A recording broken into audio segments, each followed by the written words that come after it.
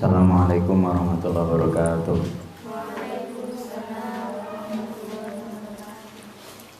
Alhamdulillah Nabi Mustafa Sayyidina Muhammad sallallahu alaihi wasallam wa ala alihi wasallam Syekh Abdul Rahman At-Taibani rahimahullah. Jami sayyidina wa sayyidina wa alamin wa ma'alamin wa alamin. Jami manawakun alamin. Al-Fatihah. A'udzubillahi minasyaitonir rajim. Bismillahirrahmanirrahim. Alhamdulillahirabbil alamin arrahmanir rahim maliki yaumiddin iyyaka na'budu wa iyyaka nasta'in ihdinas siratal mustaqim siratal ladzina an'amta 'alaihim ghairil maghdubi 'alaihim waladdallin amin. Bismillahirrahmanirrahim. Alhamdulillahirabbil alamin. Wassalatu wassalamu ala asyrafil anbiya'i wal mursalin sayyidina maulana Muhammadin wa ala alihi washabbihi ajma'in. Qala al-musannifu rahimahullah ta'ala nafa'anallahu bi'ulumihi fid dharaini amin ya rabbal alamin. Bismillahirrahmanirrahim. Al-haditsus tsani utawi hadis kang nomor loro. Jadi kemarin menunjukkan hadis tentang kemuliaan nasabe Kanjeng Nabi. Sekarang hadis yang kedua. An Atha bin Yasar saking Sayyidina Atha bin Yasar. An Ka'bil Ahbar saking Sayyidina Ka'ab al-Ahbar. Sayyidina Ka'ab al-Ahbar niku salah setunggal sahabat ingkang riyen niku agamane Yahudi lek mboten salah. Di beliau masuk ke dalam agama Islam. Setelah itu banyak sekali meriwayatkan hadis yang di situ bahkan hadis-hadis sampai Israiliyat. Jadi Israiliyat itu adalah cerita-cerita yang tidak disebutkan di dalam Al-Qur'an. Jadi cerita nabi-nabi riyen. Lah niku kuwatah sing riwayate niku dugi Sayyidina Ka'ab al-Ahbar. Qala dawuh sinten Sayyidina Ka'ab. Alamani mulang ing ingsun sapa abi bapak ingsun. At-Taurata ing kitab Taurat. Jadi Sayyidina Ka'ab niku diulang kali abahe kitab Taurat, kitab tiyang Yahudi, kitab pengikuti Nabi Musa. Illa sifron kecuali kurasan wahidan kang siji. Jadi seluruh kitab Taurat kalih abahe Sayyidina Ka'ab niku diajarkan semuanya kecuali sak lembar. Jadi ada satu lembar yang tidak diajarkan kepada Sayyidina Ka'ab al-Ahbar. Karena ono sopo abi iku yakhtimuhu nyegel sopo abi ing sifron wahidan wa yudkhiluhu lan nglebokaken sopo abi ing sifron wahidan as-sunduqa ing peti. Jadi ada satu lembar bagian dari kitab Taurat yang di situ tidak diajarkan kalih abai Sayyidina Ka'ab al-Ahbar. Jadi abai Sayyidina Ka'ab niku pendeta Yahudi. Jadi satu lembar niku disegel. Jadi disegel, Sayyidina Ka'ab nggak bisa membacanya. Cara ibaratnya sakniki niku dikai password lah. Jadi dikai password, beliau nggak bisa membuka itu. Bahkan disimpan khusus di peti khusus. Lah petine niku dikunci. Falamma mata mongko ing dalem semangsane sedo sapa abi bapak ingsun. Ketika abahnya meninggal, fatahtuhu mongko buka sapa ingsun ing sunduk ing peti. Mongko buka sapa ingsun ing sunduk. Faidan mongko arikalane fatahtuhu. Faidan mongko arikalane fatahtuhu fihi iku tetep ing dalem sifran wahidan. Nabiyun utawi dawuh nabi, Kanjeng Nabi. Yakhruju kang bakal metu sapa nabi akhiraz zamani ing dalem akhire mangsa. Mauliduhu utawi nggon kelahirane Kanjeng Nabi, nabiyun utawi nggon kelahirane nabiyun iku bi Makkah ing dalem tanah Makkah. Wa hijratuhu utawi hijrahe nabiyun iku bil Madinati ing dalem tanah Madinah. Wa sultanuhu utawi kekuasaane nabiyun iku bisyami ing dalem negara Syam. Jadi teng satu lembar niku wau akhirnya kalih Sayyidina Ka'ab al-Ahbar niku diwaca. Ternyata isinya adalah menjelaskan ya, suatu saat ada seseorang yang dilahirkan di tanah Makkah dan beliau akan hijrah ke Madinah, terus kekuasaannya sampai di wilayah Syam. Jadi Syam pada masa itu meliputi negara-negara Saudi Arabia, Yaman, terus Syria, banyak negara lah, Jordan. Nah itu wilayah Syam pada waktu itu. Jadi kekuasaannya meliputi Timur Tengah. Nah itu disebutkan secara rinci di dalam kitab Taurat, sebagaimana disebutkan oleh Sayyidina Ka'ab al-Ahbar. Karena Sayyidina Ka'ab al-Ahbar memang sebelum masuk Islam beliau orang Yahudi, jadi paham betul bagaimana ajaran-ajaran di dalam kitab Taurat pada waktu itu. Nah niki nggih hadis mauquf atau yang sering dikatakan dengan istilah asar. Jadi asar itu kaule para sahabat. Yakusu nyukur sinten Kanjeng Nabi.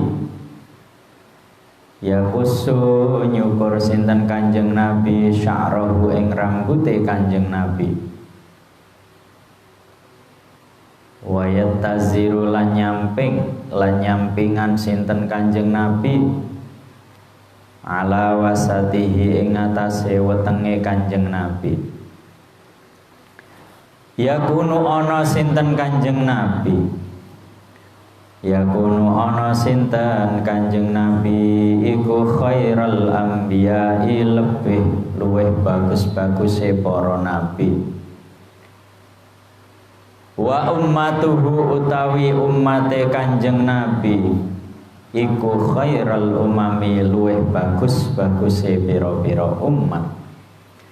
Jadi diceritakan lagi di satu lembar itu bahwa Kanjeng Nabi yang diutus akhir zaman itu nanti menjadi nabi terbaik. Jadi ya, wonten ulul azmi, Kanjeng Nabi itu paling atas, ya paling atas. Jadi pimpinane para nabi. Buktine napa? Buktinya adalah ketika Kanjeng Nabi Isra Mi'raj, ya, terus di Masjidil Aqsa seluruh arwah dari para nabi, para rasul dikumpulkan. Kanjeng Nabi bukan hanya rohnya saja, termasuk jasadnya. Di situ Allah memerintahkan yang menjadi imam sholat niku Kanjeng Nabi. Padahal secara umur beliau paling muda dibandingkan Nabi Adam, Nabi Nuh, Nabi Idris sampai Sayyidina Isa. Beliau secara umur paling muda, tetapi beliau menjadi pemimpin dari seluruh para nabi. Dan itu disebutkan di dalam Taurat niku, sebagaimana yang dibaca oleh Sayyidina Ka'ab al-Ahbar. Terus umat Kanjeng Nabi menjadi khairal umam, ya, menjadi umat terbaik. Berarti perkataan ini ya sinkron, ya, jadi tepat sama dengan yang Allah firmankan dalam Al-Quran. Jadi kuntum khaira ummatin ukhrijat linnas ta'muruna bil ma'ruf wa yanhauna 'anil munkar, ya, wa tu'minuna billah. Jadi kuntum khaira ummah, kamu semua itu adalah sebaik-baiknya umat, dan itu sudah disebutkan di dalam Taurat. Jadi krana niku perkataan yang asing, akhirnya kalih abai Sayyidina Ka'ab itu didelik ini, disegel, didelik ini teng jerone peti. Tapi pada akhirnya oleh beliau Sayyidina Ka'ab dibaca dan isinya luar biasa niku. Yukabbiruna padha maca takbir sapa umat Allah Ta'ala ing Gusti Allah Ta'ala ala kulli syarafin ing atase saben-saben kemuliaan. Yasufuna padha baris sapa tawa ummatuhu umate Kanjeng Nabi yasufuna padha baris sapa ummatuhu fis sholati ing dalam salat. Kasufufihim kaya barise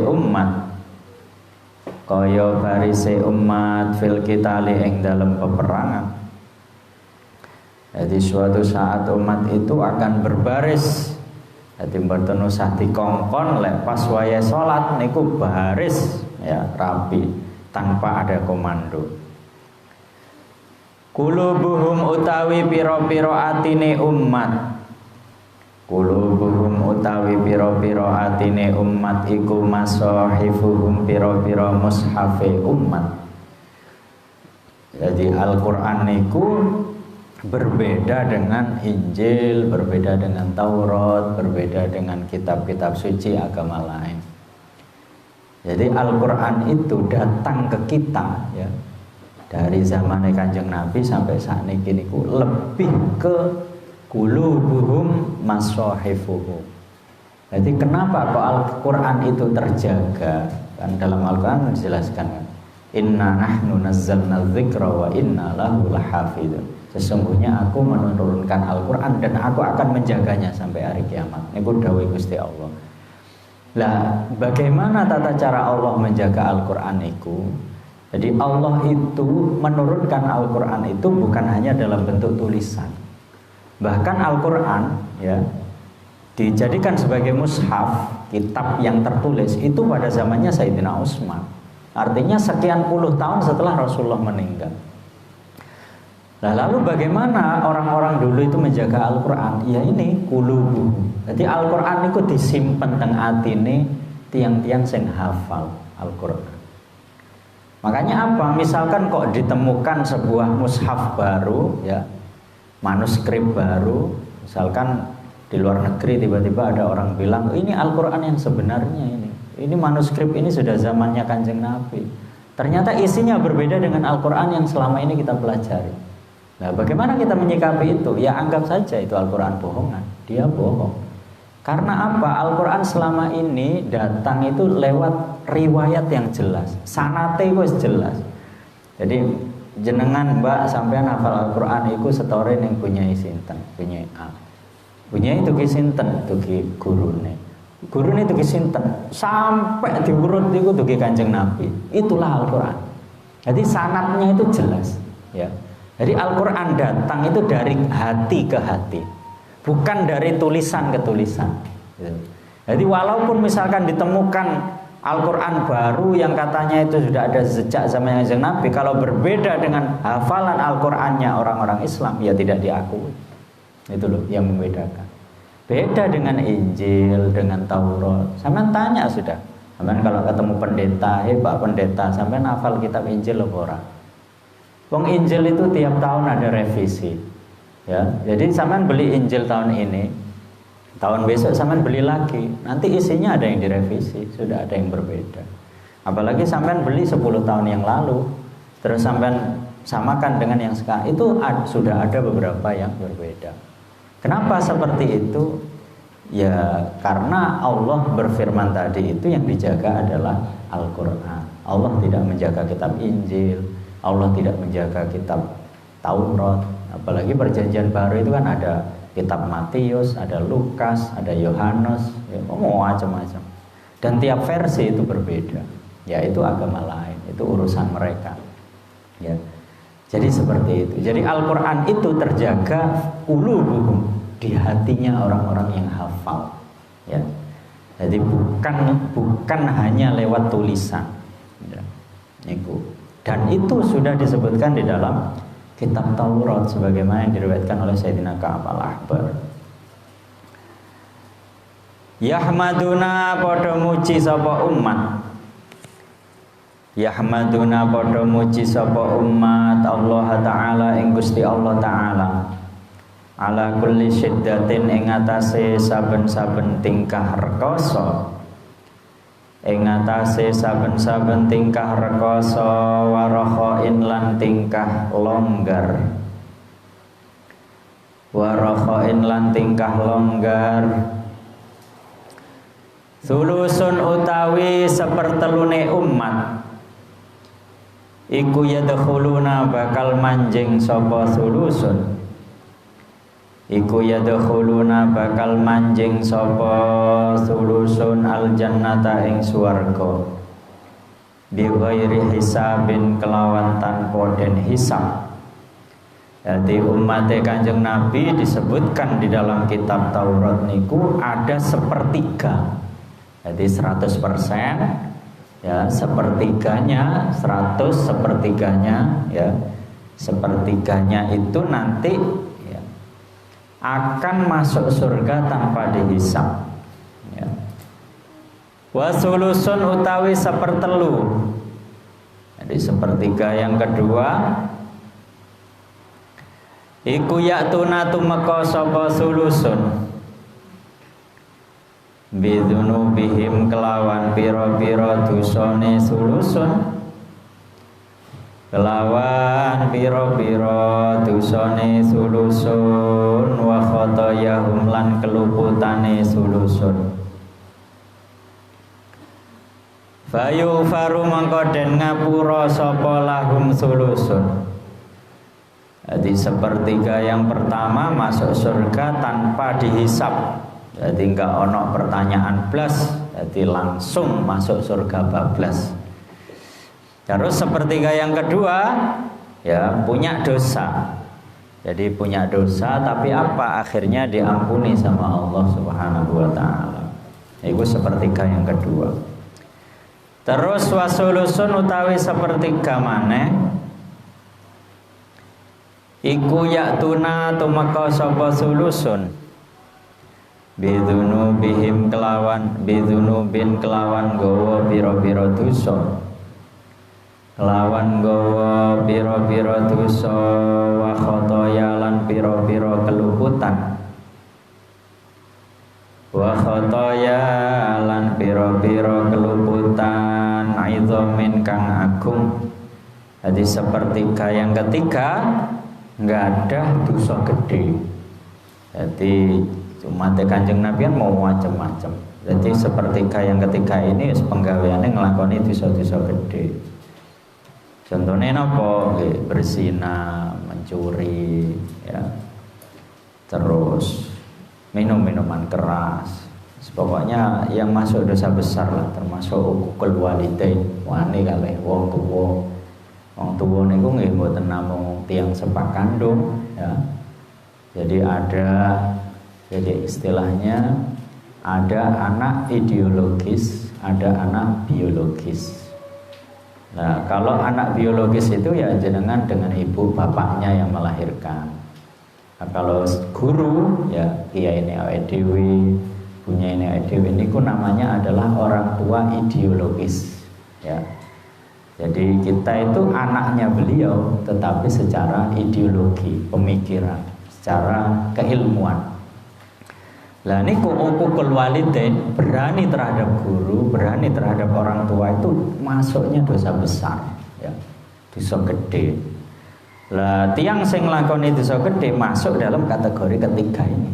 Jadi pertama tanpa hisab, sing kedua dosane dosa-dosa cilik akhirnya krana istighfar diampuni kali Gusti Allah.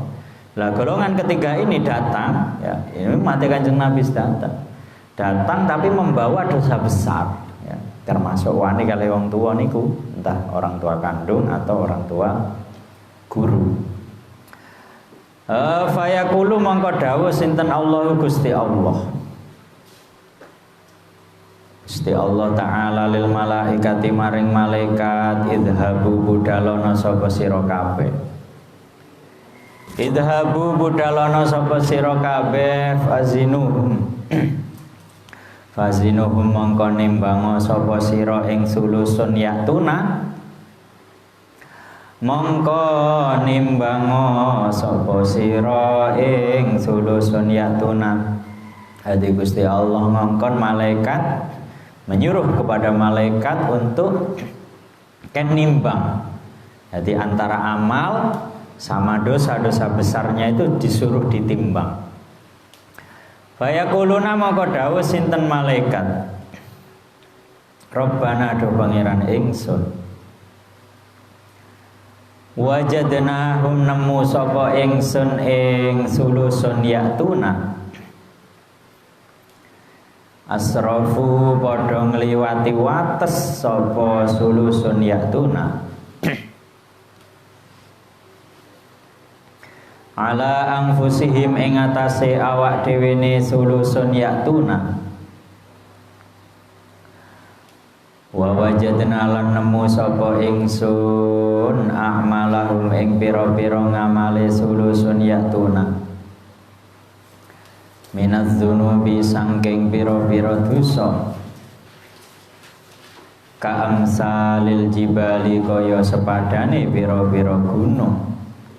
Jadi ternyata pas ditimbang kalih malaikat antara amal sama dosanya niku mboten imbang. Jadi amale gur sak piring, dosane sak gunung, bahkan bergunung-gunung. Ka'amsalil jibal. Jadi dosane kuwat. Iki golongan umat yang ketiga. Tapi apa yang menarik, ghaira annahum sa'liyone sak temene sulusun. Ghaira annahum sa'liyone sak temene sulusun iku yasyhaduna padha nyekseni sapa sulusun an sak temene kelakuan iku la ilaha illallah, ora ana pangeran kang den sembah iku maujud kecuali Gusti Allah. Wa anna Muhammadan lan sak temene Kanjeng Nabi Muhammad iku Rasulullah utusane Gusti Allah sallallahu alaihi wasallam.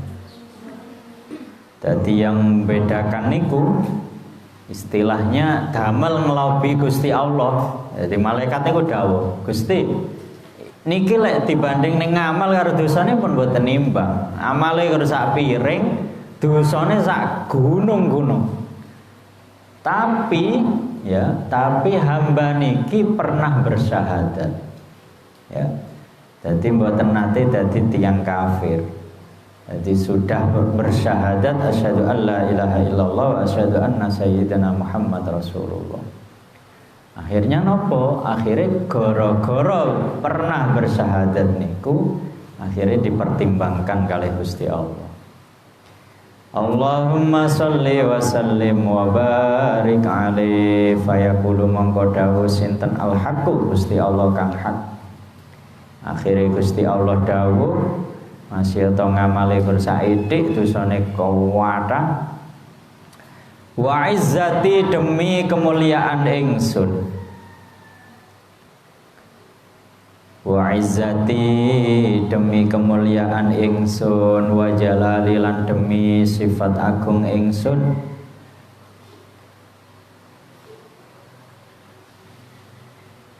la ja'altu ora ndadekaken sapa ingsun la ja'altu ora ndadekaken sapa ingsun man ing wong akhlasa kang murnihaken sapa man li maring ingsun bisyahadati kelawan syahadat lawan maca syahadat kaman ing kaya wong kazzaba kang gorohaken sapa man bi kelawan ingsun adkhiluhum nglebokno sapa sira kabeh ing sulusun yatuna adkhiluhum nglebokno sapa sira kabeh ing sulusun yatuna al jannata ing swarga bi rahmati sebab sifat welas asih ingsun. Akhire napa? Akhire dingendikaaken teng Gusti Allah, piyambake niku pernah bersyahadat Gusti. Gara-gara pernah bersyahadat itu dalam keadaan muslim, akhirnya kali Gusti Allah dilebokne teng swarga. Ya. Kok bisa masuk surga padahal amalnya enggak ada? Nggih, Gusti Allah dawuh niki wae, adkhiluhum aljannah bi rahmati. Jadi masuk surganya itu karena welas asih Gusti Allah. Saking welase Gusti Allah teng umate Kanjeng Nabi niku. Ya a'azza jawahiril uqudi. Ya azza jawahiril uqudi duh luweh mulyani inten kang den bundeli, duh luweh mulyane inten kang den bundeli, wa khulasata iksiri sirril wujudi lan dadi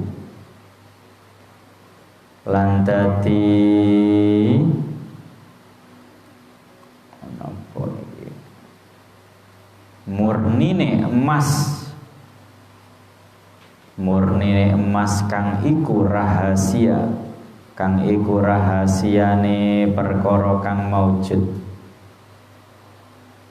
Niki istilah mawon nggih. Dadi Kanjeng Nabi diibaratkan niki kang dadi murnine emas kang rahasia, yaiku perkara kang maujud. Jadi beliau diibaratkan seperti ya intan berlian yang di situ paling murni. Bahkan diibaratkan seperti emas murni yang di situ sangat rahasia dari emas yang ada. Jadi saking nopo, saking sulit sekali untuk mendeskripsikan ketika seseorang itu memuji kepada Rasulullah. Ya, termasuk niku wau golongan ketiga kan masuk surganya kan karena rahmat Allah. Lah rahmate Gusti Allah niku wasilahe napa? Wasilahe niku nggih krana angsal syafaate Kanjeng Nabi niku. Madihuka utawi wong kang ngelem tuan, utawi wong kang ngelem tuan iku qasirun wong kang cupet. Jadi sebanyak apapun manusia yang memujimu wahai Rasulullah, ya ngelem Kanjeng Nabi tetap dikatakan qasir. Jadi qasir niku kurang, boten bakalan tidak bisa mewakili pribadi Rasulullah yang sangat mulia. Walau ja'alan senajan tumeka sapa, walau ja'alan senajan tumeka sapa madih bibadzlil majhudi kelawan nyerahaken perkara kang den kuasani, kelawan nyerahaken perkara kang den kuasani. Jadi walaupun istilahnya lautan menjadi tinta ya, untuk menuliskan ya, pujian-pujian kepada Rasulullah niku tasih kurang. Jadi laut niku lho dadekne mangsi damel ngelem Kanjeng Nabi niku tasik kurang, tetep kurang. Derajat Rasulullah niku tasik teng inggile.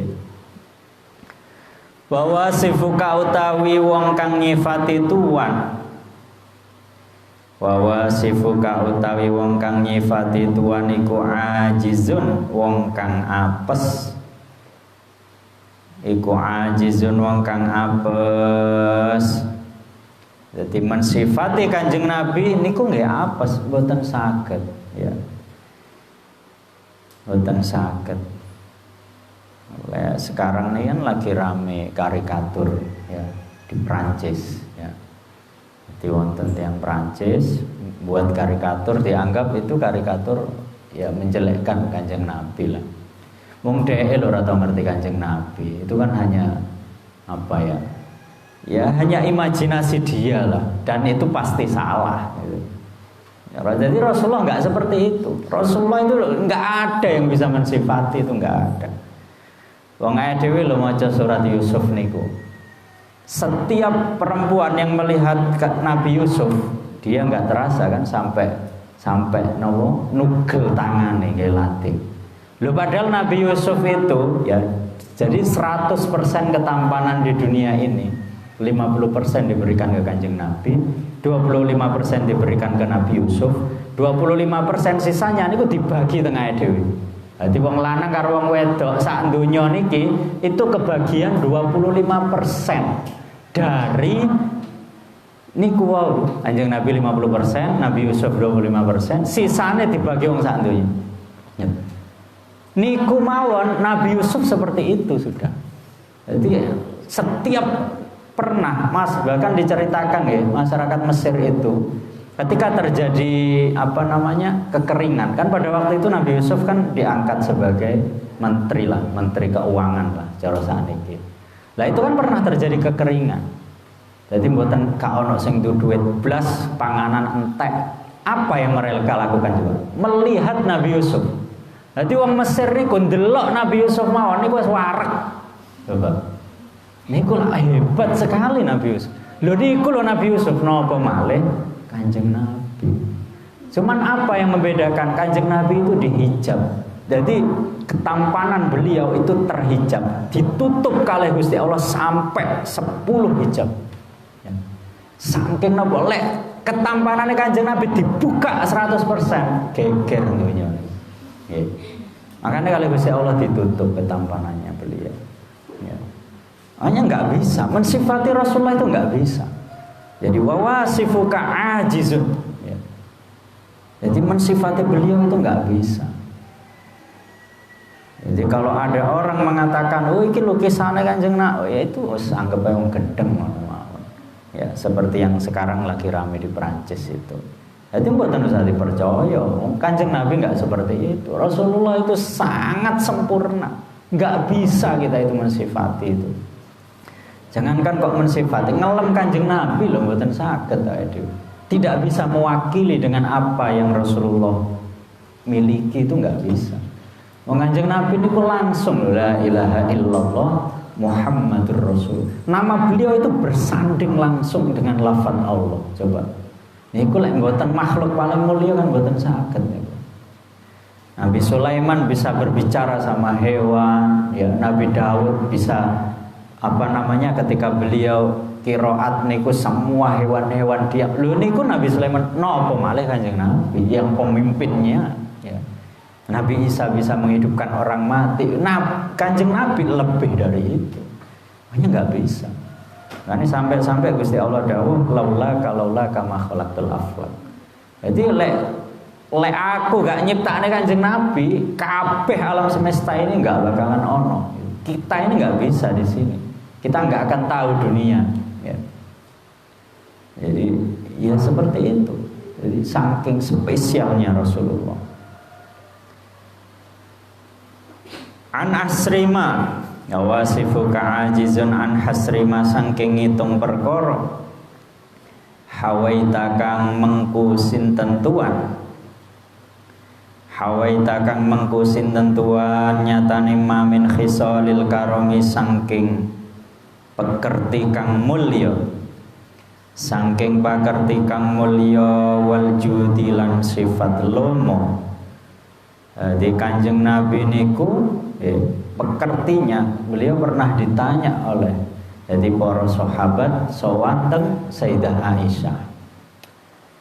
Lalu beliau bertanya, jadi si sahabat niki bertanya kan Sayyidah Aisyah, bertanya nopo ma akhlaqu Rasulillah.